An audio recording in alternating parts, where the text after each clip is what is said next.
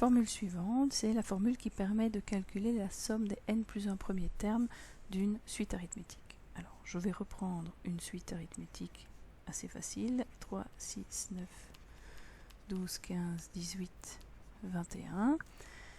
Ça, c'est une suite arithmétique qui est croissante et la raison, c'est 3. Puisque pour passer d'un terme au suivant, on ajoute 3 à chaque fois. Ici, ce qu'on vous demande, c'est de faire la somme des n plus 1 premiers termes. Eh bien, si on reprend nos notations indicées ici, donc le premier terme s'appelle U indice 0, le deuxième terme U indice 1, U indice 2, et ainsi de suite. Et U6, c'est 21. Mais U6, c'est le septième terme de la suite. Le premier, le deuxième, le troisième, je vais les mettre. Le premier, le deuxième, le troisième, le quatrième, le cinquième, le sixième et enfin le septième.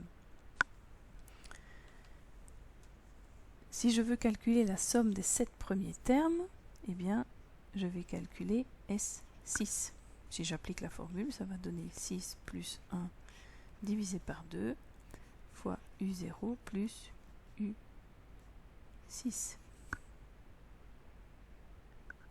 U0 vaut 3 et U6 vaut 21. Donc ça nous donne 7 demi fois 3 plus 21. Ce qui donne 7 demi fois 24. Ça fait 7 fois 12. Et 7 fois 12, ça fait 70. Et 14, ça fait 84. Notre façon de faire, évidemment, aurait pu être de faire 3 plus 6 plus 9 plus 12 plus 15 plus 18 plus 21 et d'encoder ça dans votre calculatrice. Ça fait évidemment exactement la même chose. Là, c'était encore faisable puisque je n'avais mis que 7 termes. Mais si vous en avez une centaine, 200 ou 1000 à additionner, c'est évidemment plus possible. Alors, cette formule, il y a moyen de la retenir assez facilement.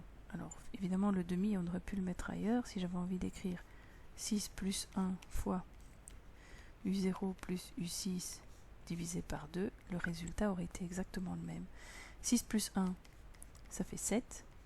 U0, c'est 3 et U6, c'est 21 divisé par 2. En réalité, le chiffre ici devant, c'est le nombre de termes. Le 3, c'est le premier, la valeur du premier terme, ou la première valeur, et 21, c'est la dernière valeur à additionner. Vous pouvez la retenir comme ça. Donc la formule de la somme, c'est le nombre de termes fois la première valeur plus la dernière à diviser par 2. Dans la vidéo suivante, on va démontrer